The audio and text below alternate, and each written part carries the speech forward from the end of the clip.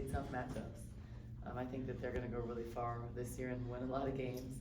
So, we had some great opportunities. I think we battled. We didn't hang our heads or give up in the game, but just made some mistakes that don't allow you to beat number 5 with some of the things we did. But I thought there was some really good takeaways from this game and good film. What are the things you did? Yeah, so I think the things we did well is that we were able to adjust. Like we went to some couple of different types of zones and they were successful. I thought that at times, like our press in the fourth quarter was really good. I thought in the third quarter we struggled a little bit. I think just the mistakes were not getting back in transition defense. That hurt us. The first half, 14 points. Second half, 8 points. I thought that, like the mistakes we paid for. So for instance, we went to the zone. They scored 6 points in the first half against zone, which is really good. But then a couple times we have 2 people on one side. So that's a communication thing. When no one's on the other side, it's a layup. Like things like that, you don't beat number 5 like that. But I thought the things I challenged us to do was not settle for threes. We were 7 for 8 from the 3. So I told you we were gonna shoot the 3 better. Last 2 games, we were 10 for 20 last game, 7 for 8 this game, so it was good. Making our free throws for the most part. But I thought better ball movement at times. I thought pretty good offense for like 25 minutes. I thought at some points we forced shots and it led to transition buckets. So a bad shot's like a turnover. And some players like Kayla, give her a little bit more freedom to take some of those because she gets hot. But I think then at sometimes different players were forcing, and then we were giving transition up because they're forced shots. So I think just learning that and mistakes like going for a steal when they're in the bonus. We don't need to do that. We don't need to go for a steal where they get 2 points at the free throw line. So those are the type of things that we have to learn. But I started with 2 freshmen and a sophomore. So and then foul trouble right away early hurt us. So I think that there's some good things from this game and some definitely some teaching moments or teaching film moments to teach. So when Maria got those 2 fouls really quick, how did you settle her down? What did you say to her? Well, I had to sit her for a long time. I think just understanding now, whatever, some of the calls, but understanding that you can't go, like if you're not sure and you have to feel like you have to move to get a screen, don't do it. Like let the guards use it. If it's better to miss that screen than get your second one that fast. And I think she's young. She's a freshman, so those are freshman mistakes because then she had to sit for 15 minutes. No, she had to sit for 19 and a half minutes. That's a long time, and it's very hard to come back and play well. But I'm proud of her because she sat that long. She could have been pouting, hanging her head. She was still in engagements, like great on the bench, and then she came back and did some really good things. So I think this was a moment for her to grow in. She played against a really good player. Taylor Jones is a beast. I mean, she's probably the best post in the country at keeping the ball high, super fundamental, super efficient around the basket. Like, she's 6'5" and keeps the ball higher than any post I've ever seen. That used to bother the crap out of me when she was at Oregon State. I'm like, she keeps it so high. That's what we need to do. But she does a great job of that, and she's hard to guard. She's experienced. So Brea had to battle with her. And I thought everybody contributed, and we did some good things, but we made a lot of mistakes. And I thought that this was still a pretty good performance for us. And Texas is a better team than us right now, and they outplayed us. And when we made mistakes, they went on runs and they capitalized off them. That's what number 5 team in the country does. So we just have to continue to get better, but we are improving and we're playing harder. The ball movement seemed good in the first quarter and then kind of fell off in that second quarter. What do you think the difference was? Did they just get overconfident? No, I think that I think sometimes it's working, then people okay, so they're really aggressive. So we're running a play where you're receiving an on ball. Then the pressure makes you reject the on ball. Then you're out of the offense and we don't continue to drive and kick, then we just kind of force the shot. So I think learning that you can have a counter for that, but you still don't have to force something. Because those mid-range jumpers that we settled for in that second quarter, you can get those later in the shot clock.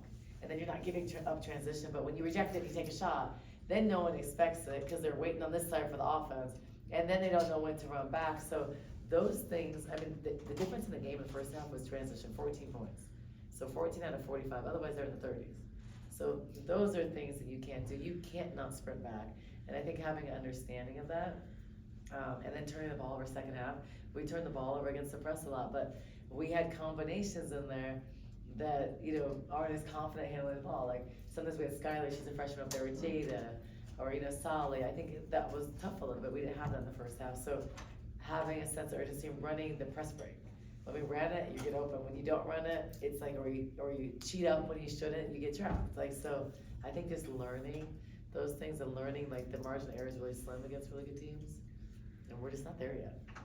So, Texas was averaging like 92 points per game. Yeah, we held them and below then- their average, Yep, really. exactly. Barely. And then, and only allowing 52. Yeah. So you definitely figured out a way to, one, stop them, at points, and two, to score on them. Yeah, well, and I think that, because most people don't score, they 52 and we got 75. And I think the sense of urgency that we had in the fourth quarter against their starting group was the sense of urgency and the pressing we need throughout the game. So that's what we have to learn, like, you can't just have that in the first quarter, do good. I thought offensively we were good in the first quarter, but defensively we weren't. But we were hanging there, we were making some good plays, we were battling. And then the second quarter, you can't then just relax and think you're just gonna hang around because the deficit's like 10, and then you battle so hard to get it within one, then it's some mistakes, and then it's like Gonzalez hits a few threes. So I think those little lapses are what you can't when you're a top team. And we're young and we're learning and we'll get there, but it takes time. You went to the full court press. Yeah. How did that look to you? It worked. It did, it's just a couple minutes in the beginning of the fourth quarter, we weren't doing it. We had to do it to battle, that's what we're good at. And then when we did it, we turned them over. They had a tough time against our press. So we have to do that earlier. We can't wait till we're down 20 to do that. I think just understanding that and seeing that we had success in that, they had a tough time with it. But then you don't have to, if you know there's a bonus, you don't go for a reach behind steal. So those are discipline things and those are experience things that we have to show on film, we have to do and rep and practice, and just continue to grow in. But I'm proud, like Jada didn't have her best offensive game, but she battles. Brea sat a long time, and Brea only played 17 minutes, but she battled and she was in. As Mary didn't play her best game, but she still fought, and she tried. I think Kaylin had some really good moments, she forced a little sometimes, but then she settled down and came back better. So I think those are those learning things. She wouldn't have been able to do that last year, so that's growth. She's still a sophomore. So if you think of 3 out of 5 of the starters, 2 freshmen and a sophomore. What is the situation with Maya Naji? She's not with the team right now, focusing on the academics. Is it possible that she could be back with the team? Possible. Yeah, possible, it's not sure yet. So, but right now, she's in the AMP program, which is it's on track for medical school, so it's really challenging. And it has a lot of demands, and she misses a lot because of basketball. So it's difficult. And she misses her job shadowing, she misses labs, internships, and then because of that also misses basketball stuff too, so that balance is hard. And then not too many people could do that. So when she needed a break, I'm very supportive and all in on it because that was what she signed up for. I knew she was going to that program when she got here, so I have to support what she's doing because her dream is and aspiration is to be a doctor. So we're student athletes, not athlete students. That's a perfect example. Coach, there was a ruling today in a federal court. I know what you're talking about. The transfer going away, just your thoughts on that and what kind of impact that could have if it continues? Yeah, it's going to have impact, and I think it's going to continue because NCAA doesn't want to be sued all the time. So I'm going to tell you something that Doug Bruno said like 3 years ago to Final Four. Doug Bruno is the coach at DePaul. He said, this is going to turn into the Wild Wild West. And this was before all the initial transfer, and we are going to be in the Wild Wild West. Now, good and bad. The good thing is it could benefit us too. The bad thing is it could hurt us too. So you guys thought there were a lot of transfers the last couple of years, just wait and see. So I think there's gonna be even more. I think the positive thing from a player's perspective is you don't have to wait, you don't have to worry if you transfer once, you can't transfer again because you won't play because no one wants to sit out a year. So I think there's gonna be more movement. I think you're gonna see, I bet you're gonna see more coaches getting out of this business. Because like nowadays with all the changes and continuing to have to recruit your whole roster, go into transfer portal, lose your freshmen, gain some more, I think it's just gonna be outside of people's comfort zones. For me, it is what it is. Like we have 8 new last year, 8 new this year. It's kind of what it is, and you have to adjust and adapt. And I'm young in my career here, so I just gotta do what you gotta do. So it's kind of interesting. I did not expect that, and it's funny because the players told me, because I hadn't been on social media all day. They showed me, I was like, oh. I was like, well, don't take your chance, I'm just kidding. But, but it's interesting. So how will that affect our game? I'm really actually anxious to see. Well, yeah, I mean, I think it's just a 2-week temporary thing until there's the Oh, okay. hearing on the 27th where it could be finalized. I think if So- it's temporary, I would assume it's gonna be finalized, cause why do it temporary, right? I think so. So that's, I think it's kinda, it's just interesting, I think like, as a player, it would be really hard. Transferring alone is hard. I think there's different situations, some people transfer for great reasons, get in better situations, for both parties, sometimes it's better. But I think it's also hard, if I put myself in like the, student athlete's shoe, to have to go to one school, then go to another, and then maybe go to another one, that's a lot of change. And I think it's hard, but, will NIL be a really big factor in that? Probably. So the rich are gonna get richer, and the poor are gonna get poorer, right? So you have money, you're gonna probably be able to buy a lot of players. That's the kind of thing, so our college athletics is changing, I don't love that, but, I mean, if you're a player and you have a chance to make money in college, you probably should, because you're not gonna make a whole lot after, probably, right? In addition to youth, depth has been one of the themes of the season. How does that impact the way you coach the game, and how does it impact the way maybe the kids play the game? Yeah, so it impacts everything. It impacts our practices significantly. So you're trying to save legs, and we're not 100% healthy, so you're trying to figure out a way to like shorten practice. I've had to shorten practice, which is fine. But when you have a team of new and young players, there's a lot of teaching. So trying to do like more film, less on their legs, and we've been working a lot on shooting. So a lot of our practices have been intentionally shooting because we weren't shooting the ball well. But I think what it hurts, and like we've never had enough to go 5-on-5. So an example is like, here's the break. Well, there's no guys here because everybody's at home. So during the break, we won't have practice players, and then we don't have 10. So those are challenging because it's not too pretty when myself practices, or I'm trying to remember well because I hurt myself. Or, you know, like a coach, it's not the same. So you don't get that rep. So, I'm definitely gonna have a deeper team, but we started with 12. And then we just slowly, have gone slimmer, and then Monteo's injury was a big blow. And then we added a walk-on, Erin, who's been phenomenal, and she got hurt the first week. So I was like, oh, that's just the way it's going this year. But that's why I think that, so most coaches will have a tough time keeping a really big roster, right? Because of all the changes.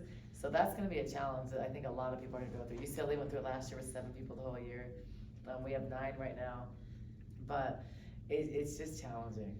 So less practice, more film, more like studying and breakdown, which is hard because that's different. But so it's uncharted territory for me, so it's new. Yeah, Brea was talking a lot about how she has to play smarter, and everyone has to play smarter because you get into foul trouble, and with the depth issues, that's also a problem. Yeah, and you know, like it's an issue with these, like a lot of games in a short period of time too. So right now, I think in what do we have, 3 games in 7 days? So that's hard, like just with recovery, and remember, like they just got out of school, but a lot of them still have finals for the next couple days. So it's just, this is a mentally stressful time. So I would not choose ideally to play Texas during finals. As a coach, you never wanna play really tough games during finals or right before Christmas. That's like the big no-no. Because during finals, they're all tired studying, and they're all doing stuff last minute, because that's what every kid does. And then during Christmas, they're all thinking about going home, and when they're going home, and how, and packing their bags. So they're just tough times, but yeah, we have to do it. The positive thing from a player's perspective is you get to play. You get to play through mistakes, and I get to play young kids that will help us for the future. So I told you in the short term, I told you all you guys before, in the short term, it's gonna hurt us, because we will lose some games, like this game, like we're not ready, we make mistakes, we're not there yet, but it's gonna pay dividends later. So it's gonna get Brea a ton of experience, like she's starting as a freshman. Jada's had a lot of opportunities to start as a freshman. Kaylin's playing, remember, so we not only start 2 freshmen, but we also start a player, Kaylin, who didn't play a lot last year.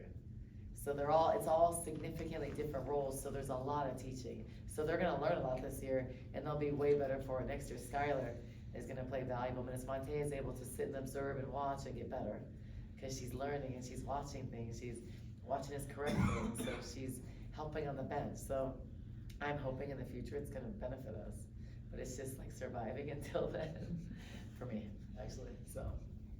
And I wanna ask a question about Brea. So she goes and she sits on the bench, but then when she comes back, she really impacts the game so much. And you see that we've seen that in a lot of games where, you know, she's gotten in a lot of foul trouble early, right? And Yeah. then, but when she comes back, like, she'll have a couple of blocks and in like, you know, and in like 10 minutes, she'll do what some people could have as their stat line at the end of the Yeah. game, right? And she'll only play 10, 12, 15 minutes and she'll have that. What are you seeing from her? How does she do that and how is she growing game by game? Cause we see something in front of Yeah, us. I thought she did a really good job of staying locked in mentally, because most freshmen would have tanked. They would have been like frustrated, like upset, and I think she was disappointed in herself, but she didn't give up. I thought she came back, battled. I think she's doing a great job of getting in better shape, running the floor. She really ran the floor harder and posted early.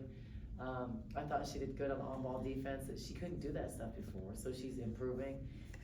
Still needs to improve on a one-on-one in the post, like, cause you can't always have a no-move, just a layup. So getting her a midline move and a counter, which she did a couple times tonight, she wouldn't have done that before. So she boxed out a little bit better. You know, she's just long, in high school you don't have to do that, but I thought she battled against some really good players, and just proud of her for just sticking with it when she was out with 36 seconds. So 36 seconds in the game, then she's out, that's hard. And, you know, and sometimes I think with other players, even more experienced players, they would have came in and played frustrated. So I thought she did good, and I also wanna compliment Isis, because Isis, it's like different roles, and she plays every role and does it like to the best of her ability. So I really appreciate that. She's consistent with her attitude, her effort. She came in and she played really well. And she made plays and she fought and she went for every offensive rate. She didn't like ever take plays off. So I think she gave incredible minutes. I mean, before it was very hard to play Brea and Isis together, but the way Isis is moving and playing, we can play them together. And I think that's a really positive thing with the absence of Maya. Because Maya is a good player, and she was important to this team, is important to this team. So with her out, everybody has to step up a little bit better. And as Mary's gonna play better, I thought Helena was more aggressive. We need to continue to have her more aggressive, because we don't want like such a uneven distribution of points and stuff. We're better, like if you look at Texas, 5 players in it, 5 players in double digits, that's what we want. And we'll get to that. They're a little bit more high octane offense, but we can get to that. And we need to get to that. So Ez will be in double digits, getting Jada a couple more points, and you know, Isis and Helena are right there. And then we're just more complete. And then Kaylin can still have her, you know, 20-some points, but just a little bit more efficient by not forcing at those stretches, because she can score against anybody. But just getting her better shots with movement. So. Anything else for Coach? Where are you guys?